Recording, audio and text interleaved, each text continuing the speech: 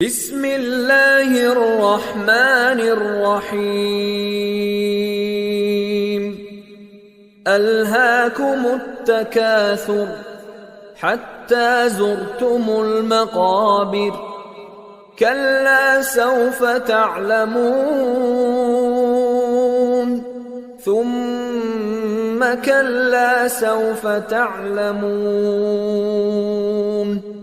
كلا لو تعلمون علم اليقين لترون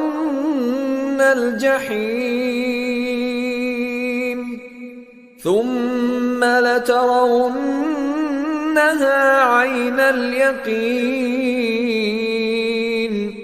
ثم لتسألن